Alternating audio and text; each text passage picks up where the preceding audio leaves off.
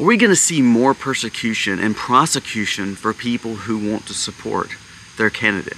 Don't we have freedom of that?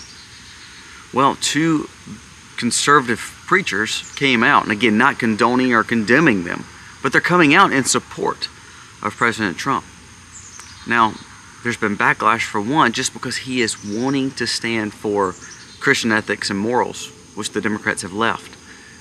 The other one, his house gets shot into. Now, it might have been completely coincidental or random, but isn't it weird that conservatives and Christians seem to be the ones targeted all the time?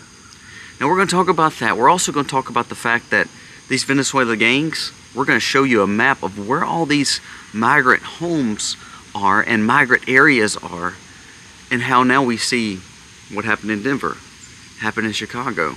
Well, there's plenty more places it can happen. What about the ties to China with the Democrat Party? We see that Tim Walz has no money, absolutely no money, no retirement, no money in savings. However, he's been to China more than anywhere else in the world, and probably it's been more than most politicians should, especially a governor of Minnesota. We'll discuss all that today and a few more stories, because if we don't talk about these, no one else is. And these are very important when it comes to the next few months. Let's dive in.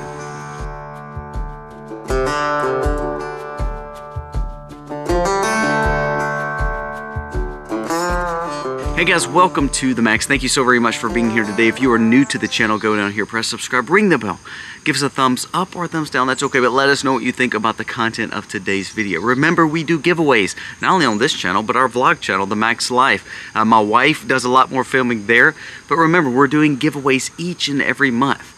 Also, if you can follow me on X, we do a giveaway on X. And we have a smaller content pool there. And to be honest with you, we share a lot more just because it's day-to-day stories that we're facing each and every day that we actually do bring up on this show, but also we talk a little bit more about it on X. So go follow us there as well. I'll leave the link below. It's the Colby Mac. I would love to share a lot more with you then, and I can interact with you a lot more there too. Now, before we actually get started, I want to kind of pour out my heart. As a Christian, I believe that we should speak our mind. I believe that's what God calls us to do. We're not perfect, and don't get me wrong, I strive to be, because again, we as Christians need to be in the hands and feet of Christ. You know, He was perfect. So therefore, I think it's telling when conservatives and Christians, or so-called conservatives and Christians, start swinging the other way and supporting Democrats. It makes no sense to me. I think of Mike Pence coming out, and he's supposed to be this conservative Christian leader, and he won't support Trump. However, he's supporting maybe the other side. Because remember, a vote that's not for Trump is a vote for Kamala. Now, we've also seen this with a lot of other Republican so-called conservatives saying they're not going to support Trump. Well, I struggle with that. I don't understand their mindset. No matter if you don't like the man, remember, the conservatives or the true Republican and the true libertarians, the true freedom-minded individuals are all wanting more Christian values and ethics than the Democratic platform as a whole. The Democratic platform does not even recognize God, does not recognize Jesus, stands for things that are completely unholy when it comes to the conservative movement and Christian movement.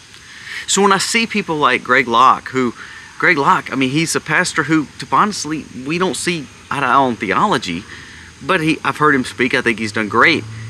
But his house was shot up this last week. Now, was it completely coincidental? Could be.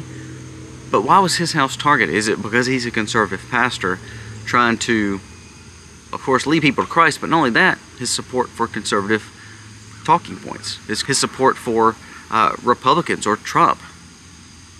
Not only that, Alan Parr came out. Alan Parr is a African-American Christian YouTuber, huge YouTuber. And he came out and had a great video on how he supports Trump versus not supporting the Democrat platform. Had nothing to really, I mean, it had everything to do with Trump, but it had really more to do with the fact of the stances of conservatism and Christianity. Now, he has faced tons of backlash for that. But I commend him because he's standing up for what he believes. I think true conservatism and true Christianity is what is important when all of a sudden we say, you know what, we're willing to go against the fray. We're willing to swim upriver. We're willing to understand that prosecution and persecution may come.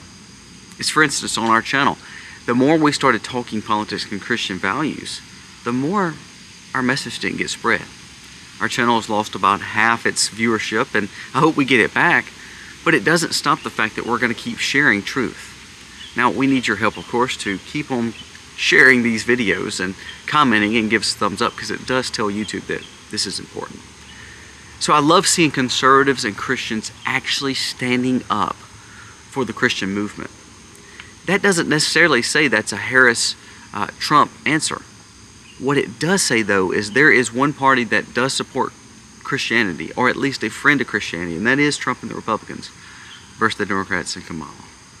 So when you hear these people say evangelicals for Harris and all, that's hogwash.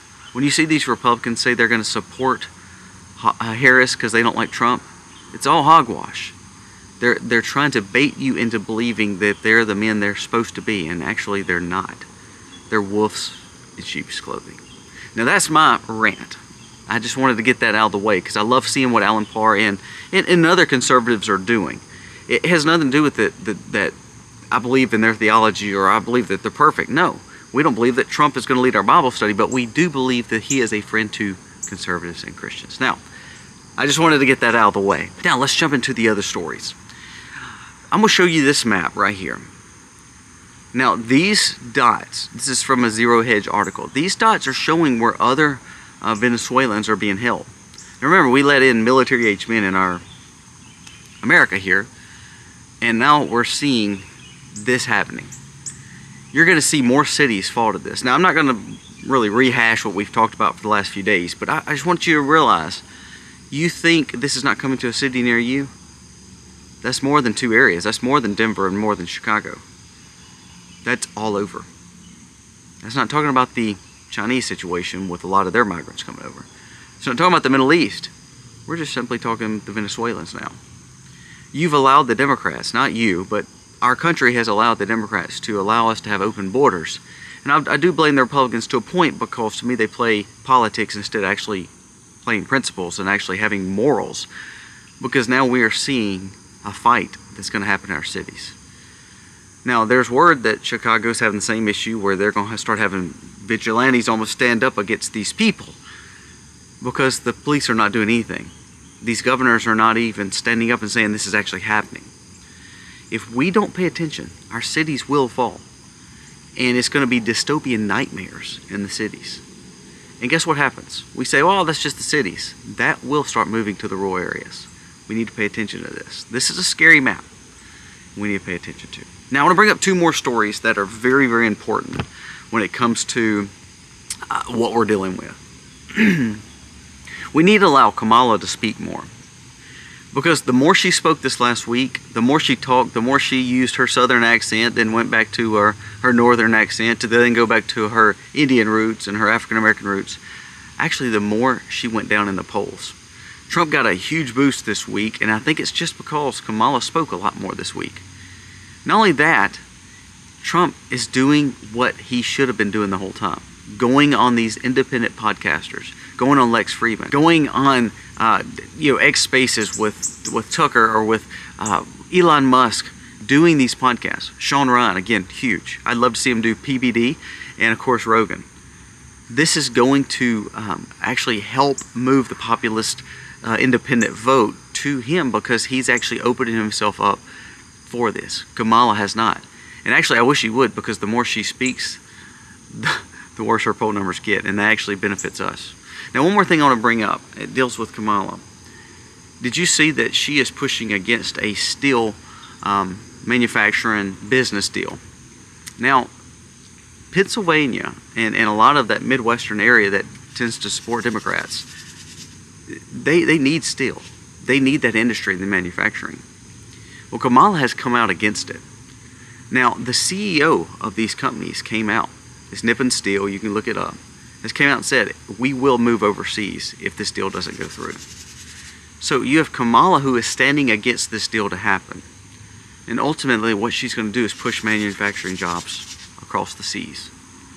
You wonder what's wrong with America? When we have open borders, and we have our own government taxing us and overtaxing us and wanting more tax, and actually wanting to hold back businesses from growing and actually providing jobs. Not only that, did you see the fact that she doesn't even believe in free speech? She said it's not an absolute. It's very vague in deciding if that is a free speech issue or if it's something that the government should contain. She believes and actually supports the Brazilian situation where they cut X off so people can't even see the truth of what's going on. A lot of the stories we bring you, a lot of the things that mainstream doesn't touch, is because X is allowing those things to be out. And if X didn't allow these things to be out, then what happens is we don't hear the truth. So Kamala just told you she's going to raise your taxes, tax your retirements, maybe even tax your homes. She's also going to make sure that manufacturing jobs moves overseas, and tells you your freedom of speech is actually not freedom of speech. It's held to a different standard, and we should make sure that it is, suppressed if it needs to be.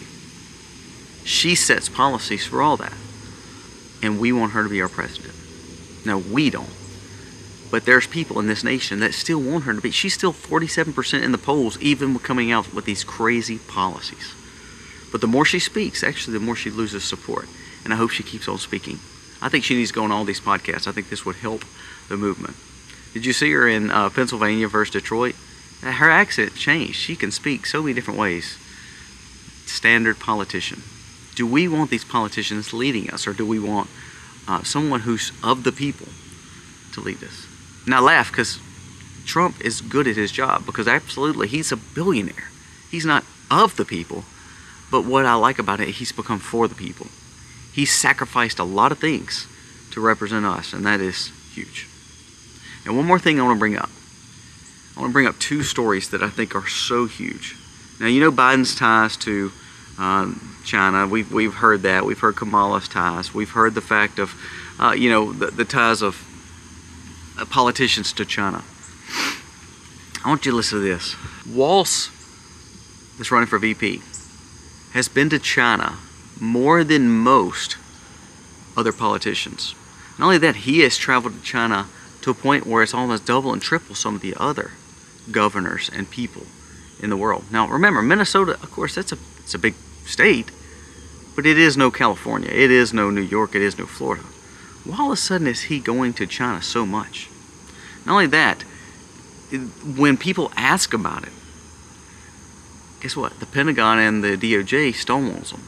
They won't allow them to ask questions of why Walz is going to China so much. Not only that, is it weird that Walz has no wealth, no retirements, no anything, nothing, no savings? I mean, he's promoted this. No homes, no real estate, but he goes to China all the time.